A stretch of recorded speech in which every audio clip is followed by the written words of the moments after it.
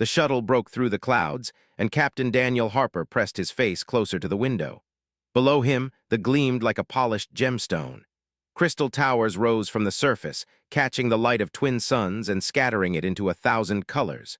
Rivers of silver liquid wound between the structures, reflecting the purple sky above. "Beautiful, isn't it?" Lieutenant sat across from him, her hand resting near her sidearm. She never fully relaxed, even during diplomatic missions. "Too beautiful," Harper said. "I've seen a lot of alien worlds, none of them look this perfect." The shuttle landed on a platform that seemed to be made of liquid glass. It rippled under their weight but held firm. Harper stepped out first, followed by the rest of his small team. The air smelled sweet, like flowers he couldn't name. Everything about this place felt designed to please human senses. A group waited at the edge of the platform. They were tall and slim, with skin that shifted between pale blue and silver depending on how the light hit them. Their faces were almost human, but too symmetrical, too perfect. Their eyes were larger than human eyes, colored deep violet, and they moved with a grace that made Harper think of dancers. One stepped forward. She wore robes that seemed to be woven from starlight itself. A crown of crystal rested on her head, and when she smiled, Harper felt his breath catch in his throat.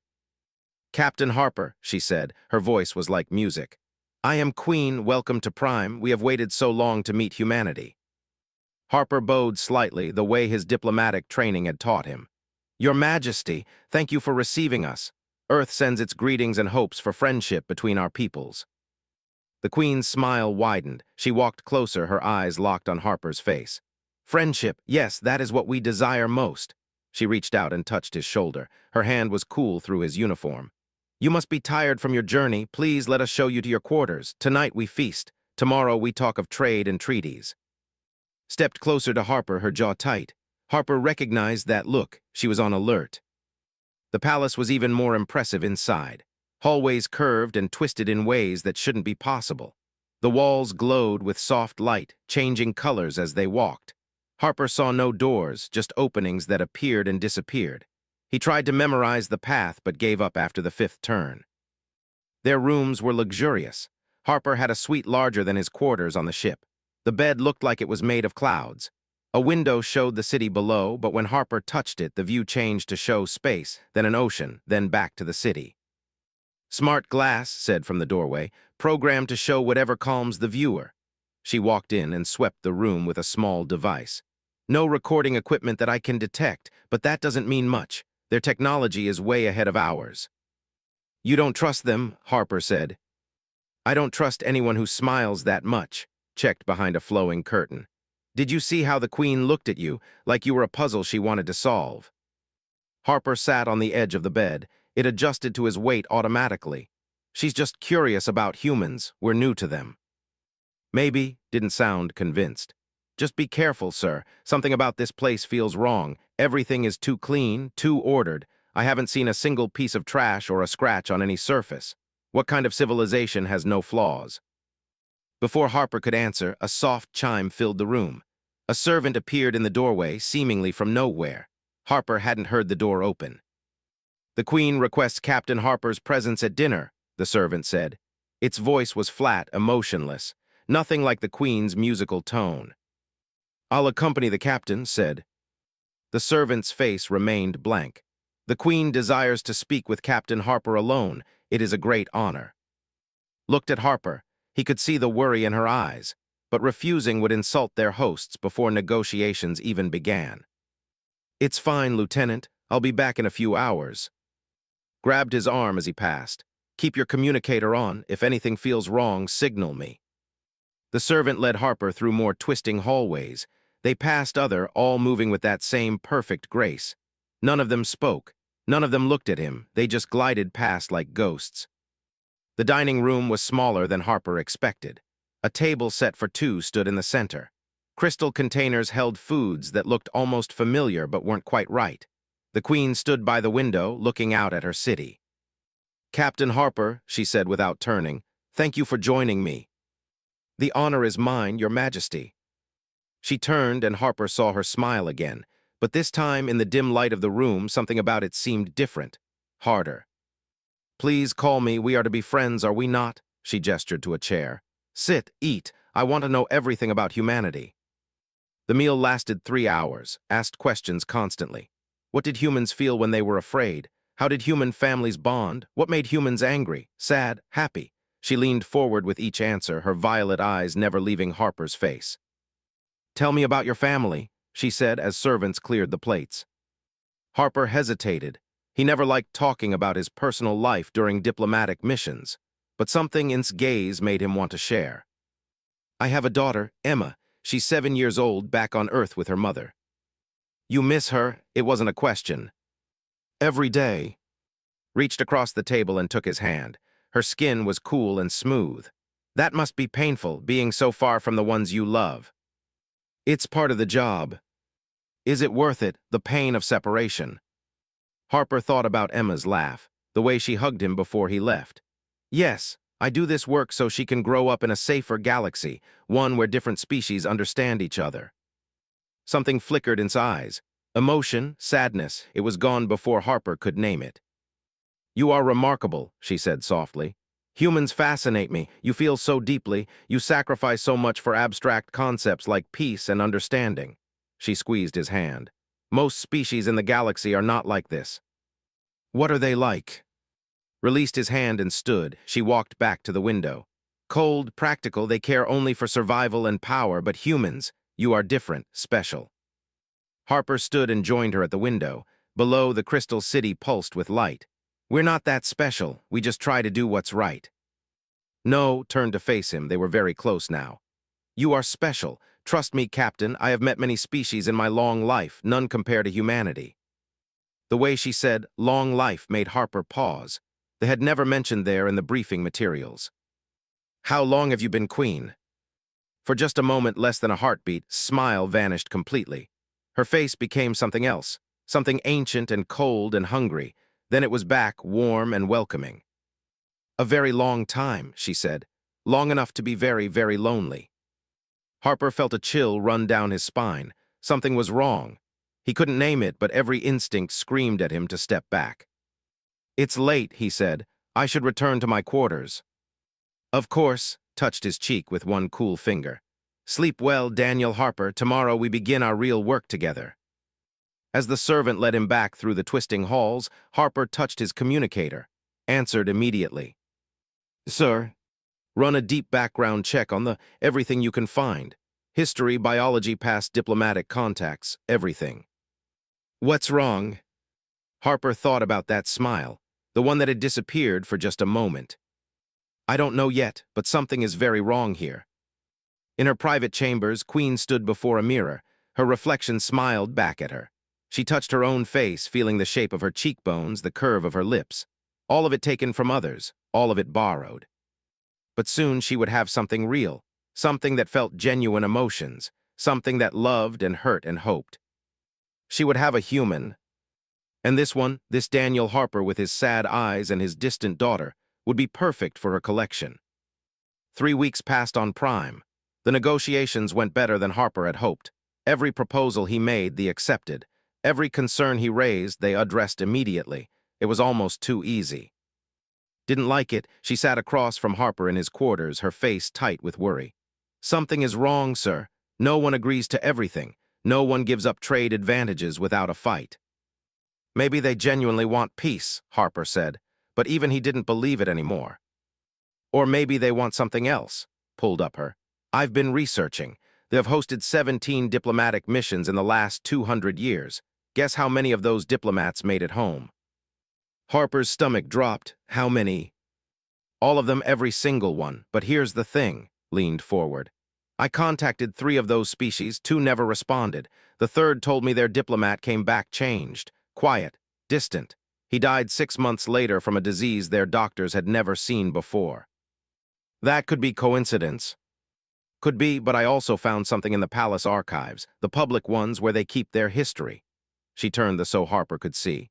They used to be warriors. 500 years ago, they conquered half this sector. Then suddenly they stopped, became peaceful, started inviting diplomats instead of sending invasion fleets. Harper studied the images. Ancient looked different, rougher, more aggressive. Species evolve, maybe they chose a better path. Maybe, or maybe they found a better way to conquer. Closed the I'm running tests on everything we eat and drink. So far, nothing dangerous, but I want you to be careful around the Queen. She asks to see you almost every day now. It was true, had requested Harper's presence at cultural events, garden tour, and private dinners. Each time she asked more personal questions. Each time Harper found himself answering despite his better judgment. There was something about her. When she looked at him, really looked at him, he felt seen in a way he hadn't felt in years. It was dangerous. He knew it was dangerous, but he kept going back. That afternoon invited him to walk through her private gardens. Harper brought, but the Queen's servants politely explained that the gardens were sacred. Only invited guests could enter. Gripped Harper's arm. "Sir, I really don't think." "It's fine, Lieutenant. I'll keep my communicator active." The gardens were nothing like Earth gardens. Plants grew in impossible spirals. Flowers bloomed in colors that hurt to look at. Water flowed upward in delicate streams. Walked beside him, her robes trailing across the grass without getting dirty. "Do you like it?" she asked. "It's beautiful, strange but beautiful." "Like me?" She smiled, but there was something sharp in it. Harper didn't answer.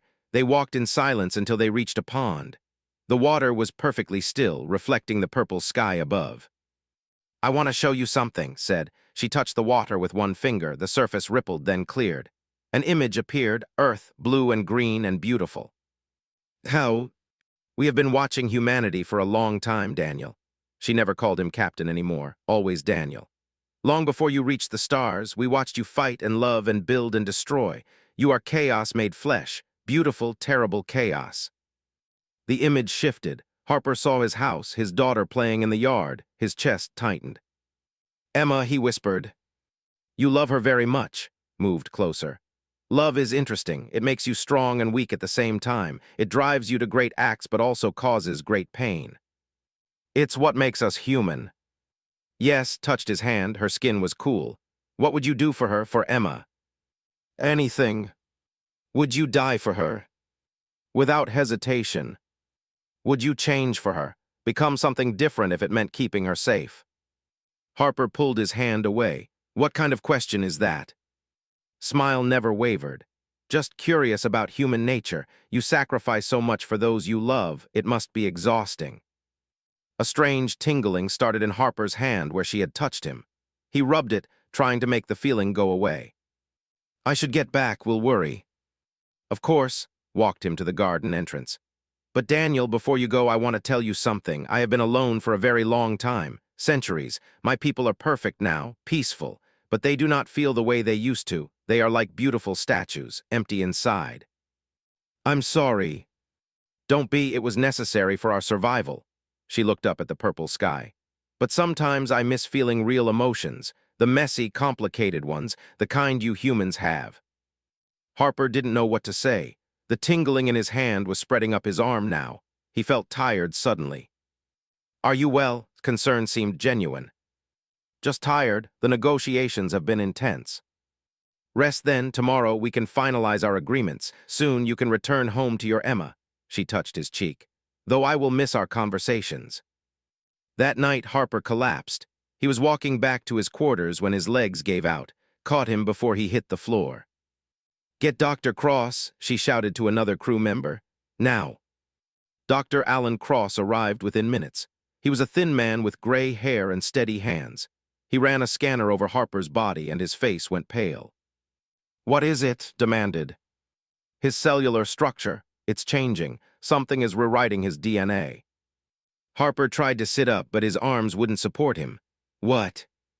"I don't know what's causing it, but your body is being altered at a molecular level." Cross pulled out a medical kit. "I need to get you to the ship's medical bay, now." "No," Harper said. His voice came out weak. "Can't leave negotiations." "Screw the negotiations," said. "You're dying." Cross injected something into Harper's arm. The tingling stopped spreading, but it didn't go away. "That will slow the process, but I can't stop it. Whatever this is, it's beyond anything I've seen." His communicator chirped. "A message from the palace. Queen requested Captain Harper's presence immediately." "Tell her he's sick," said. "No," Harper forced himself to sit up. "We need to know what's happening, and I think she might be the only one with answers." "Sir, you can barely stand." "Help me then." and cross-exchanged looks, then pulled Harper to his feet, letting him lean on her shoulder. They found in the throne room. She sat on a chair made of crystal, looking small and sad. When she saw Harper, she stood quickly. "Daniels, you look unwell." "What did you do to me?" Harper's voice was stronger than he felt. His face showed confusion. "I don't understand." "His DNA is changing," Cross said. "Something is transforming him, and it started after his visit to your gardens." Understanding dawned in his violet eyes, then something else. Regret. She walked down from her throne and approached Harper. "I see," she said softly. "It has begun already. I did not think it would be so fast." "What has begun?" His hand moved to her weapon. Looked at Harper, and for the first time he saw real emotion in her eyes. Sadness. "I am sorry, Daniel. I did not want you to find out this way. I wanted more time with you first." "Time for what?" Harper demanded. "To make you understand, to make you want to stay." Touched his face with cool fingers. "You are being transformed, yes, slowly changed into something new, something perfect. It is a gift I give to very special individuals." Drew her weapon. "Stop whatever you're doing to him now." "I cannot." Didn't even look at the gun. "The process, once started, cannot be stopped, only completed or abandoned. If abandoned, Daniel will die. If completed, he will become like us, perfect, eternal, and he will stay here with me forever." Harper's mind raced. The diplomat who came back changed. The warrior species that became peaceful. The way all them moved and spoke with such perfect grace. "You did this to all of them," he said. "All the species you conquered, you didn't kill them, you changed them." Smiled, it was a sad smile.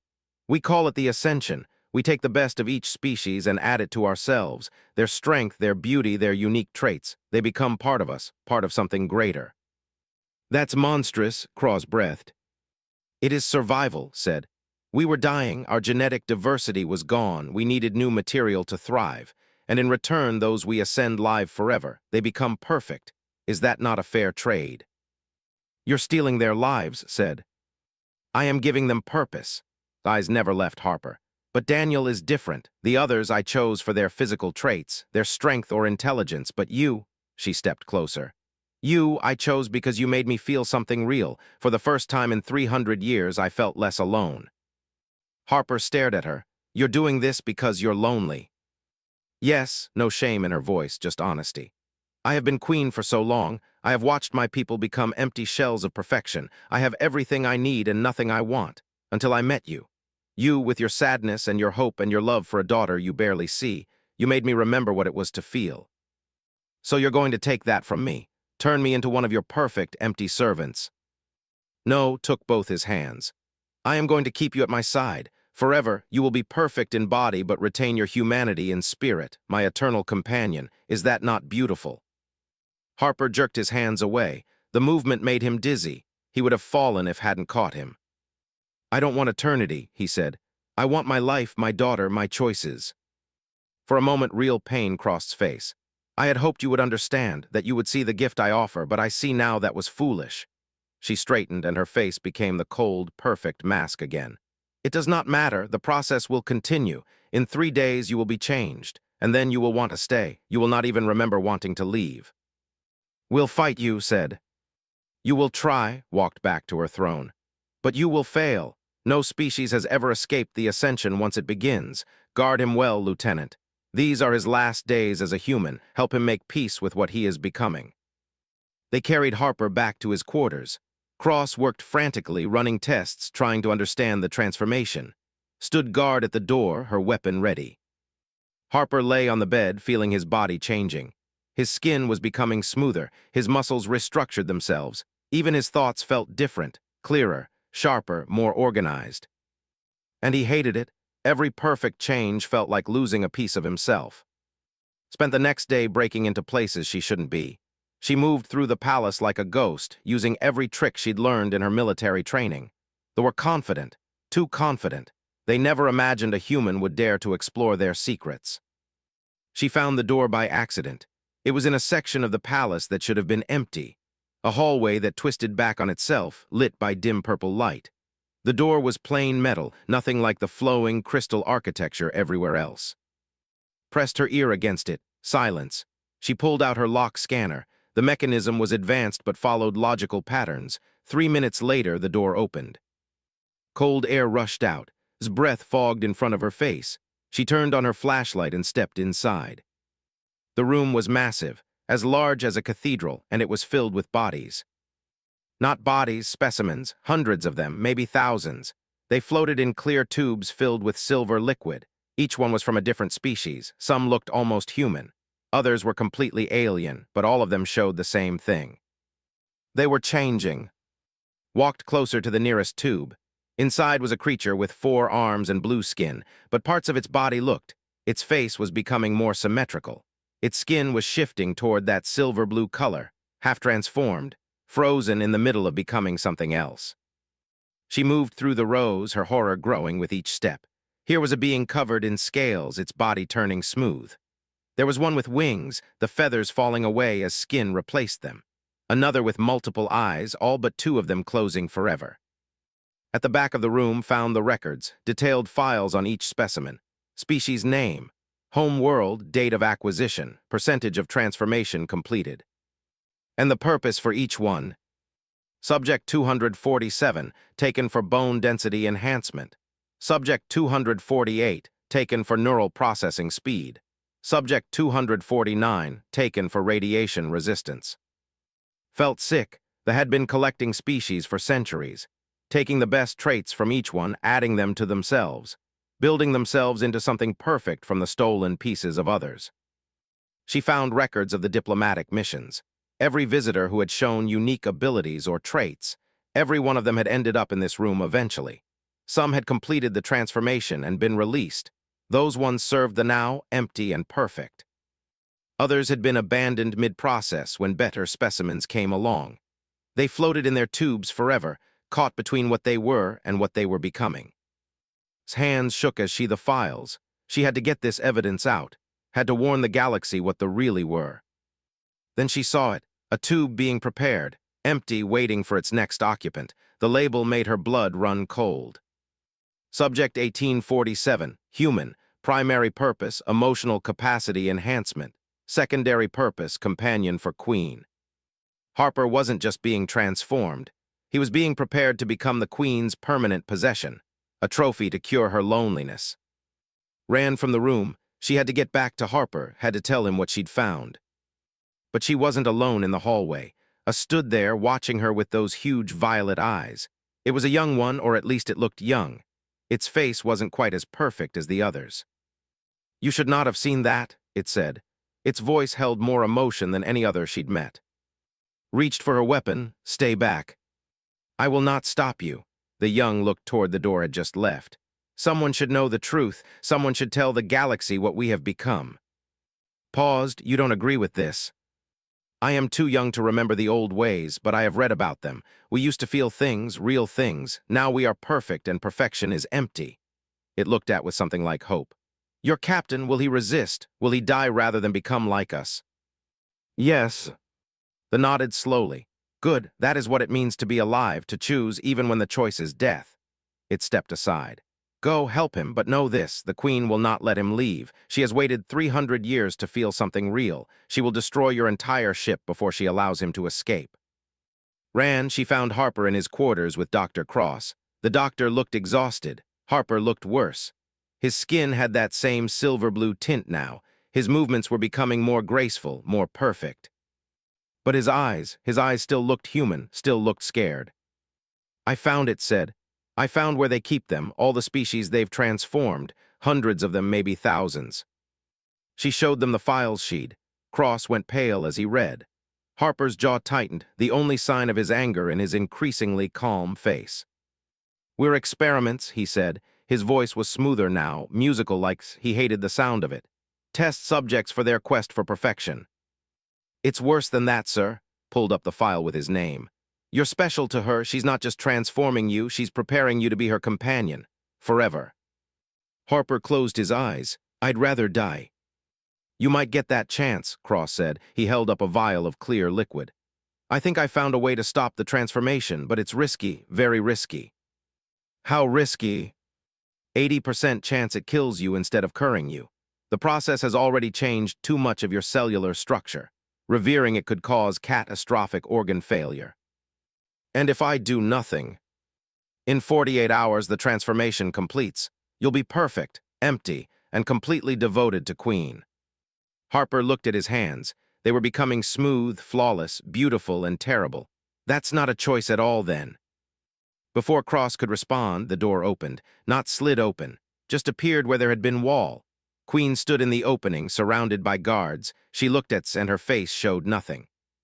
"You have been exploring my palace, Lieutenant. How rude." Drew her weapon. The guards didn't move. They didn't need to. Their bodies were perfect killing machines, built from the stolen strength of 100 species. "Let him go," said. No, walked into the room. She moved like water. "Daniel is mine. I chose him. I have given him the greatest gift possible. And you want to take him away? You want to let him die?" "I want to let him choose," said. Choice smiled. It was a cold smile. "Such a human concept. You think choice is freedom.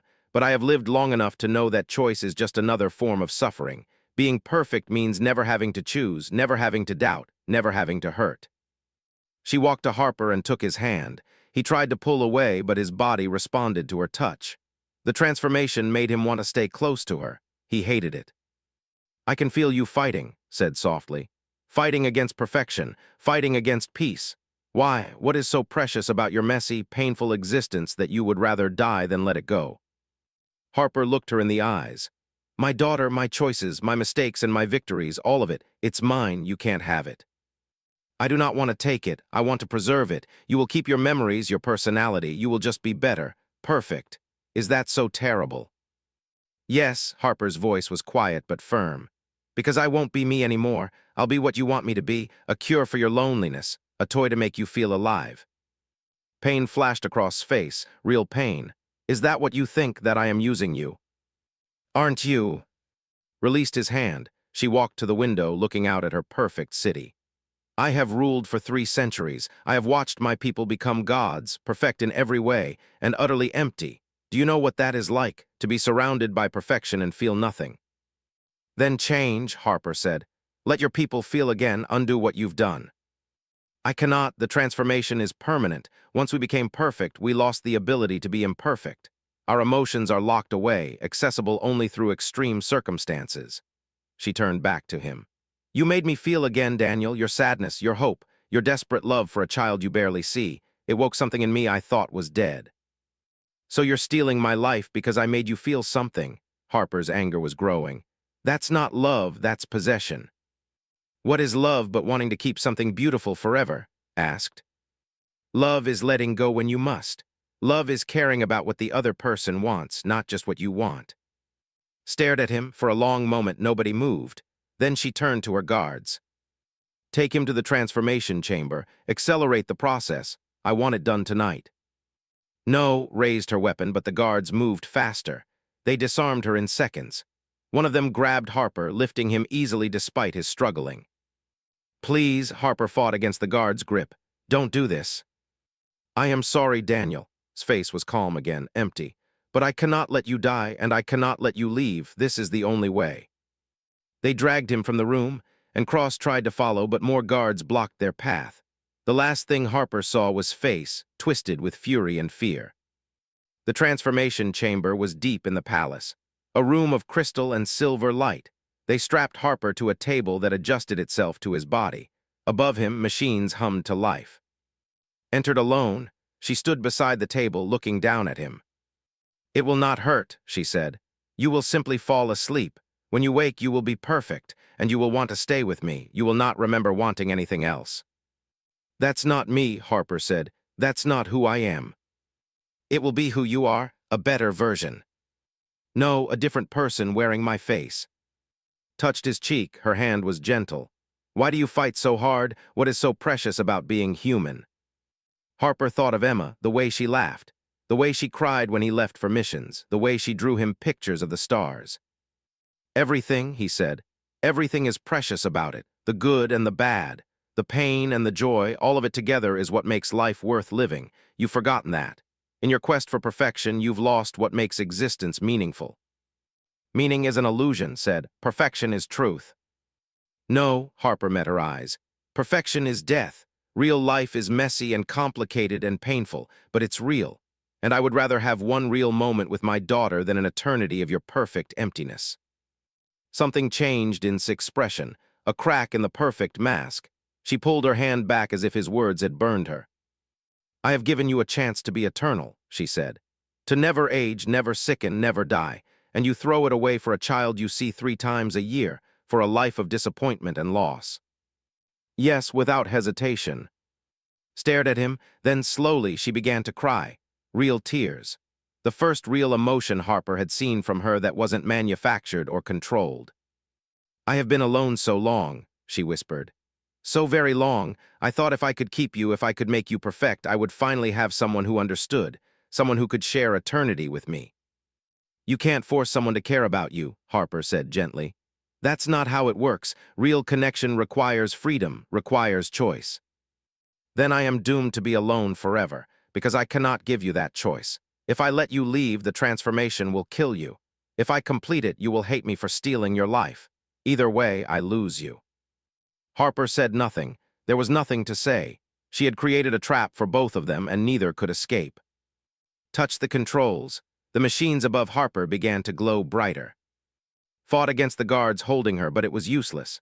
They were too strong, their bodies enhanced with stolen abilities from a dozen species. She watched helplessly as they dragged Harper away. "Let me go," she twisted, trying to break free. "You can't do this. He's a diplomatic envoy. This is an act of war." The guards said nothing. Their faces remained blank and perfect. They held her and Cross in Harper's quarters like prisoners, which was exactly what they were. Cross paced the room, his medical bag clutched in his hands. "We have to do something. The transformation will complete in hours. After that, he's gone." "I know," S's mind raced. She'd been in tight situations before, but never anything like this. They had technology centuries ahead of Earth's. Their palace was a maze designed to confuse intruders, and Harper was somewhere in the depths of this crystal nightmare being turned into something else. She looked at Cross.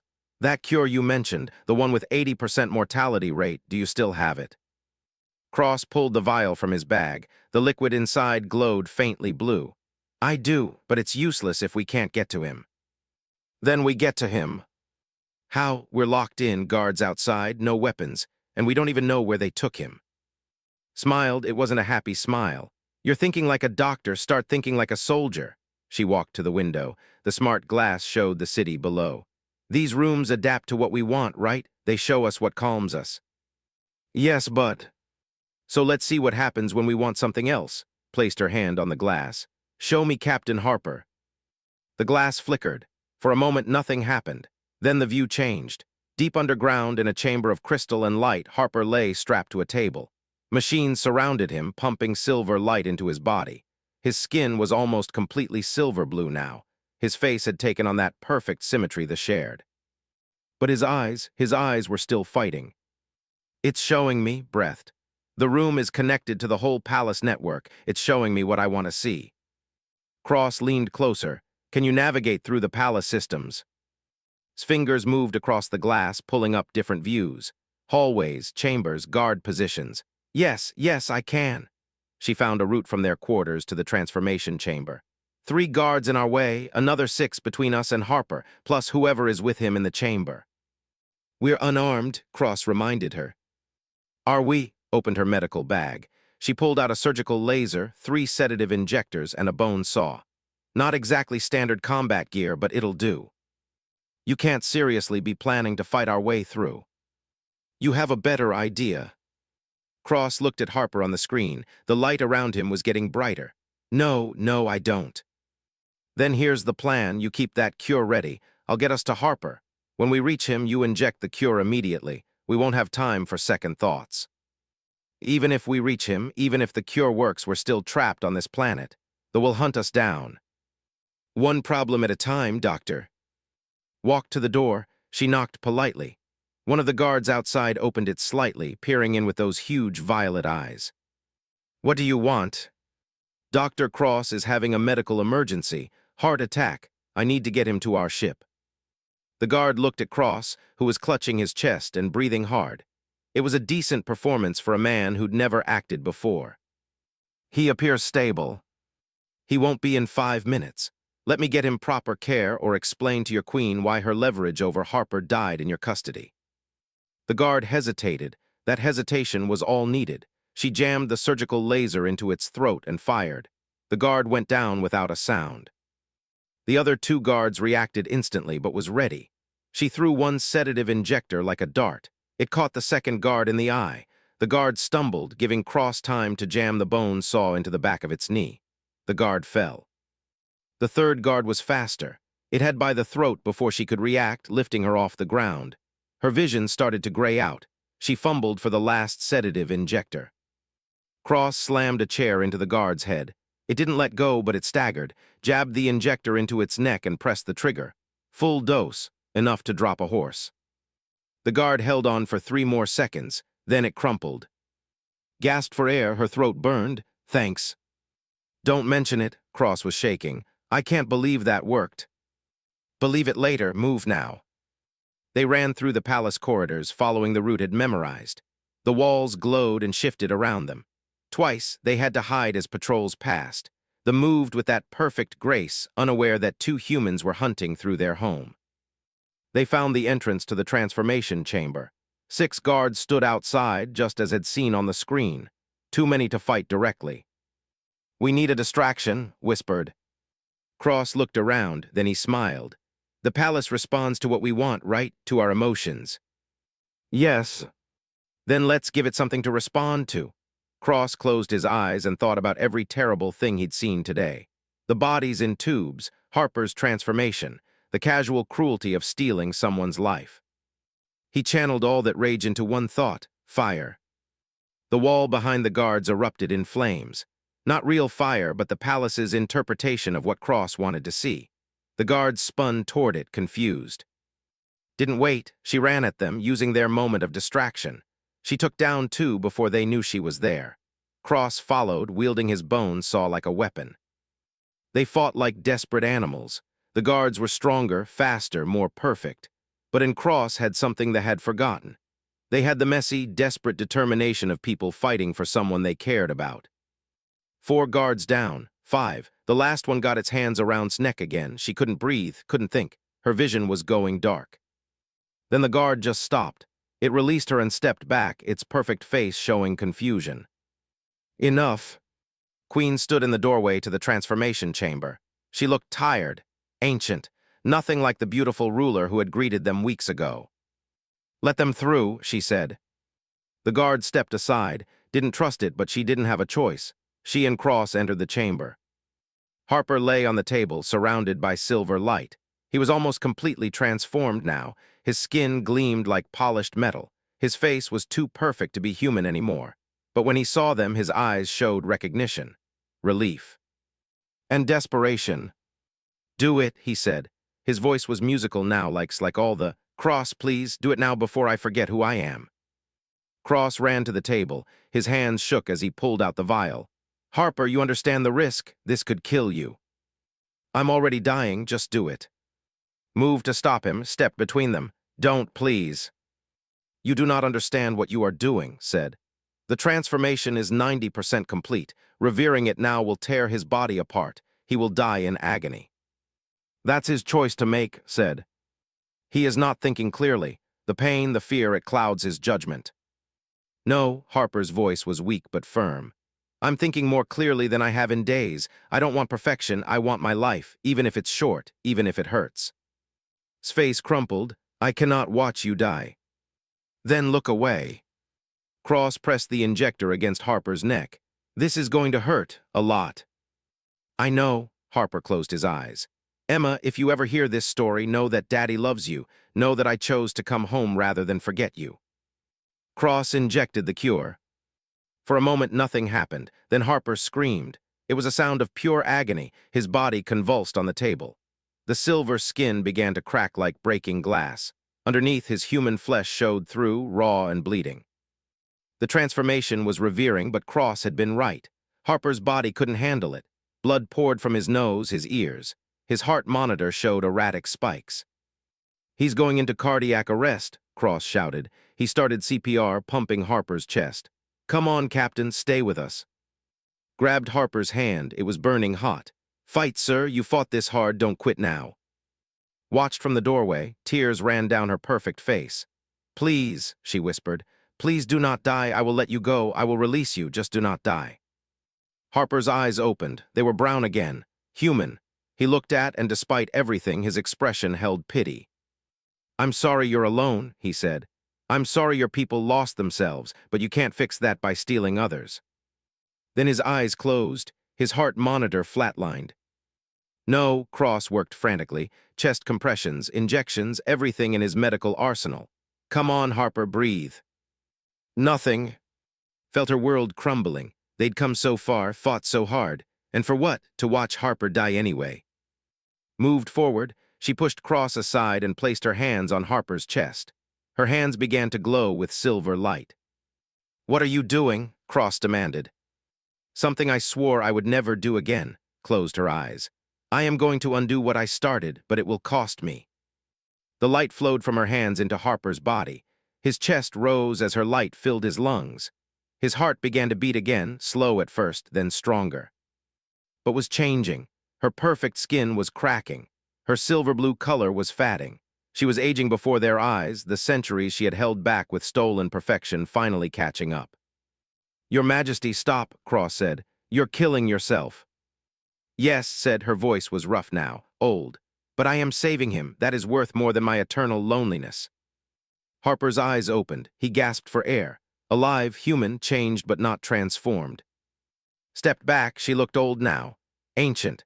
Her perfect beauty was gone, replaced by the face of someone who had lived too long and seen too much. There, she said, he is free. The transformation is reversed. He will live. Harper sat up slowly, Cross supporting him. He looked at what she had sacrificed. Why, he asked. Smiled, it was a tired smile, a real one. Because you were right, love is not possession, love is letting go when you must. She turned to, take him, take your ship and leave this world. Tell the galaxy what we are, what we have done, let them judge us. You're just letting us go? Couldn't believe it. I am tired, Lieutenant, tired of being perfect, tired of being alone, tired of stealing life to sustain my own. Walked to the window. Perhaps it is time for the to face what we have become, time to accept our judgment. Harper stood, leaning heavily on Cross. What will you do? I will tell my people the truth. I will release all those we have taken, if any can still be saved. And then, she looked at her aged hands, then I will face whatever consequences come. I have lived long enough. Thank you, Harper said softly. Didn't turn around. Go, Daniel Harper. Go home to your Emma. Hold her tight. And remember that even monsters can choose to stop being monstrous. They left her there, staring out at her crystal city, a queen who had finally learned the cost of perfection. The palace guards didn't stop them as they made their way to the landing platform. The they passed looked at them with new awareness in their eyes. Word was spreading. The queen had confessed. Their ship waited where they had left it. As they boarded, Harper looked back at the crystal towers one last time. Sir said, we need to go. I know, Harper touched the controls to close the hatch. Let's go home. As their ship rose through the purple sky, Harper thought about final words. About choice, about redemption, about the difference between love and possession. He thought about Emma waiting for him on Earth, about the life he had almost lost, about the humanity he had fought so hard to keep. And he thought about a lonely queen who had finally learned what it meant to let go. The ship jumped to faster-than-light speed, leaving Prime behind. 6 months later, Harper stood in front of the Galactic Council. The chamber was massive, designed to hold representatives from 200 different species. Today, every seat was filled. Everyone wanted to hear about the... Harper's body still bore the marks of his transformation. His skin had patches of silver that would never completely fade. His eyes changed color in certain light. Dr. Cross said the changes were permanent but harmless, reminders of how close he'd come to losing himself. The Empire, Harper said, his voice carrying through the chamber, has been collecting species for over 500 years. They take unique individuals, study their biology, and incorporate their traits through forced transformation. They call it ascension. We call it what it is, genetic slavery. Murmurs rippled through the council. Several species shifted uncomfortably. Harper pulled up the files had stolen, displaying images of the transformation chambers, the tubes full of half-changed beings, the detailed records of theft. "These are the victims," he continued. "Citizens of your worlds, diplomats, traders, explorers, anyone the found interesting, anyone with abilities they wanted to steal." A representative from the Federation stood. They were a warrior species, proud and aggressive. "Why did you not destroy them when you had the chance, human? Why allow such evil to continue?" Harper met their gaze. "Because destruction isn't always the answer. Queen chose to let us go. She chose to reveal the truth to her own people. That choice deserves recognition." "She is a monster," they said. "She was a monster," Harper corrected, "but she chose to stop being one that matters." The debate raged for hours. Some species wanted immediate military action, others called for sanctions. A few suggested forgiveness. Harper listened to all of it, letting them argue while he thought about final words. Finally, the council called for a vote. The question was simple: should the Empire face punishment for their crimes? Before the vote could be taken, the chamber doors opened. A figure entered, walking slowly. It took Harper a moment to recognize her. Queen looked nothing like she had on Prime. She was old now, her face lined with age, her hair gray. She wore simple robes instead of her glittering gown, but her eyes still held that violet depth. The chamber erupted in chaos. Guards moved to intercept her. Representatives shouted demands for her arrest. Held up a hand. "I have not come to fight, I have come to answer for my crimes." The council leader, a being called First Speaker, gestured for calm. "You dare show yourself here?" "Yes," his voice was rough with age but steady. "Because Captain Harper was right, I was a monster, my people were monsters, and it is time we faced judgment." She walked to the center of the chamber, moving slowly. Harper saw how much it cost her to stand straight, to face the council with dignity despite her crimes. "I have ruled the for 347 years, said. "In that time, I ordered the transformation of 1,843 individuals from 62 different species. I took their bodies, their identities, their futures. I told myself it was necessary for survival. I was wrong." She pulled out a data crystal and placed it on the council floor. "This contains the location of every specimen we still hold, every transformation chamber, every piece of technology we used. I offer it freely." "Why?" the representative demanded. "Why confess now? Why not continue hiding?" Looked directly at Harper. "Because one human showed me what I had forgotten, that true strength is not perfection. True strength is choosing to do right even when it hurts." She turned back to the council. "I have ordered the release of all specimens capable of being saved. My people are attempting to reverse transformations that are incomplete. For those who have been fully changed, we offer support and resources to help them reclaim their identities if they choose." First Speaker leaned forward. "And what of you, Queen? What punishment do you believe you deserve?" "Whatever you decide, I will not resist, I will not flee. I have lived too long and done too much harm to run from justice." She straightened despite the pain it clearly caused her. "I came here to tell you that they are changing. We are dismantling the transformation technology. We are returning the remains of those who died to their home worlds. We are trying to make amends." "Amends do not bring back the dead," someone shouted. "No," agreed. "They do not. Nothing I do will undo my crimes, but I can try to prevent future ones. I can ensure no other species suffers as yours have." The debate continued for 3 more days. Harper watched as endured accusations, anger, and demands for her execution. She never flinched, never defended herself. She simply accepted every word with the calm of someone who had finally stopped running from their past. On the 3rd day, the council voted. The Empire would face strict monitoring. They would pay reparations to affected species. Their technology would be dismantled under galactic supervision, and Queen would spend the rest of her natural life working to undo the damage she had caused. It wasn't execution, it wasn't imprisonment, it was something harder. It was forcing her to live with what she'd done and work to fix it. After the vote, Harper found in a small waiting room. She sat alone, looking out at the stars. "I thought they would kill me," she said without turning. "Some wanted to," Harper sat across from her, "but enough believed in second chances." "Do you?" She finally looked at him. "Do you believe I deserve a second chance?" Harper thought about it. About Emma, who he'd finally got to hold again after 6 months of recovery. About the patches of silver on his skin that would never fade. About the nightmares he still had of the transformation chamber. "I believe you're trying," he said. That counts for something. But you do not forgive me. No, not yet, maybe not ever. Harper met her eyes. But I don't hate you either. You let me go when you could have kept me. You gave up your perfect existence to save my life. That matters. Smiled slightly. You are wiser than I gave you credit for, Daniel Harper. I learned from someone who made a very hard choice. He stood to leave. The council assigned me as one of your monitors. I'll be checking on this progress every few months. I see, so we are not done with each other. No, we're not. Harper walked to the door, then paused. For what it's worth, I hope you succeed. I hope your people can find a way to be both perfect and alive, to have both their abilities and their emotions. Is such a thing possible? I don't know, but humans believe in impossible things all the time. Maybe you should try it. Harper left her there. Staring at the stars, she would spend the rest of her long life trying to make amends to. 3 years passed. Harper visited Prime 4 times, each visit showing more progress. The transformation chambers had been destroyed. The specimens who could be saved had been returned to their people.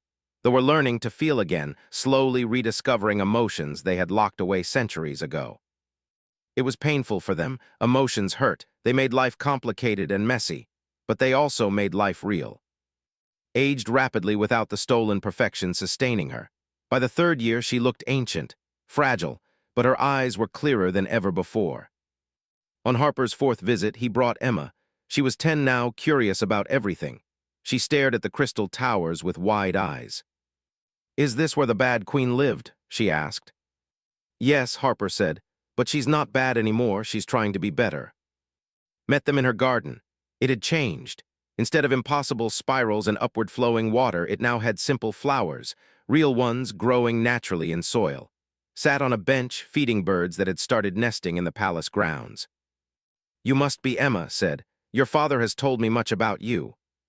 Emma hid behind Harper's leg. You hurt my daddy.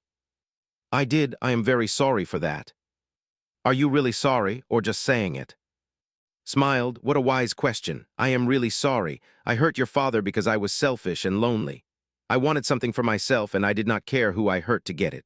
That was wrong. Emma considered this, then she stepped forward. Daddy says you let him go, that you saved him. Yes. Then I guess you're not all bad. Emma pulled a drawing from her pocket. I made this for you. Daddy said you like stars. It was a child's drawing of the night sky. Simple crayon stars scattered across black paper, took it with trembling hands. Thank you, she whispered. This is the most beautiful thing anyone has given me in 300 years. Harper watched as Emma and talked. His daughter, always brave, asked questions about thee and their transformation. Answered honestly, never hiding from the terrible things she'd done. Before they left, pulled Harper aside. I wanted to ask you something, she said. What is it? Do you forgive me yet? Harper looked at his daughter, playing with small robots they had made for her. He looked at the simple garden replacing impossible beauty. He looked at, ancient and fragile but finally real. Yes, he said, I think I do. Sighs filled with tears. Why? Because you chose to change. Because you're spending your remaining years fixing what you broke. Because you've proven that even someone who did terrible things can become someone better. He smiled slightly. And because Emma likes you, she's a good judge of character. She is remarkable, like her father. She's just human, we all are, messy and complicated and imperfect. Harper looked at the crystal towers, now decorated with natural vines. But that's what makes us alive. 6 months later, Harper received a message. Queen had died peacefully in her garden. Her final words had been recorded for him. Daniel Harper, thank you for showing me what it means to be truly alive. Thank you for giving me the chance to be more than a monster. Tell Emma that her drawing still hangs in my chambers. Tell the galaxy that change is possible even for those who believe they are beyond redemption. And tell your daughter's children someday that an old queen learned more from one human's kindness than from 3 centuries of stolen perfection. Live well, love fiercely, and never let anyone steal who you are. Harper stood in his office on Earth reading the message again. Emma was in school. The galaxy was at peace with and somewhere on Prime, a new generation was learning to balance perfection with emotion, strength with vulnerability. He thought about his final question, why did you leave me, human? The answer was simple, because staying would have meant losing himself. And no one, no matter how lonely or powerful, had the right to take that away. But he also thought about why he'd forgiven her, because she had chosen to let go, because she had learned the hardest lesson of all. That love, real love, required freedom. Harper turned off the message. He had work to do, a galaxy to help unite, and a daughter to pick up from school. His life was ordinary, messy, and imperfect. And he wouldn't trade it for anything. Not even eternity. They continued to change. They were no longer the perfect, empty beings they had been. They struggled with emotions. They made mistakes. They hurt and hoped and tried. In short, they learned to live. And across the galaxy, other species watched and learned. That redemption was possible. That change could happen. That even those who had fallen the furthest could choose to climb back up. All because one human had refused to give up his messy, imperfect, beautiful life. All because a lonely queen had finally learned to let go. Years later, historians would study the Reformation. They would analyze the political changes, the technological dismantling, the cultural shift. They would write papers about the transformation from empire to redemption. But Harper knew the truth was simpler than all their analysis. It came down to one question and one answer. Why did you leave me, human? Because I had to remain myself. Because my imperfect life was worth more than your perfect eternity. Because real love means letting go. And Smile, once concealing lethal secrets, had finally learned to show something real. Acceptance, regret, hope. And in the end, that made all the difference. But the story was far from over. I am sorry, she said, but I would rather have you hate me and alive than lose you to death. At least I will not be alone. The light grew blinding. Harper felt his body changing faster now, his mind starting to smooth out, his emotions becoming distant. And somewhere on Earth, Emma was drawing another picture of stars her father would never see. The transformation began its final stage. We have to stop this, he said. I'm trying, Cross said. But whatever technology they're using, it's integrated at a level I can't affect. It's like your cells are following new instructions, and I can't find the source code. Paste, we need to get him off this planet, back to Earth. Maybe our best scientists can reverse this. They will never let us leave, Cross said. Not with their precious ascension in progress. Harper closed his eyes. Somewhere on Earth, Emma was probably sleeping. Did she know her father was dying, being erased and replaced with something else? There has to be a way, he whispered. But as his body continued to change, becoming more perfect with each passing hour, he wondered if they were already too late. The Queen's smile widened until it was too large for her face, until it showed too many teeth. Sleep well, human, she whispered to the empty room. Tomorrow we begin your transformation.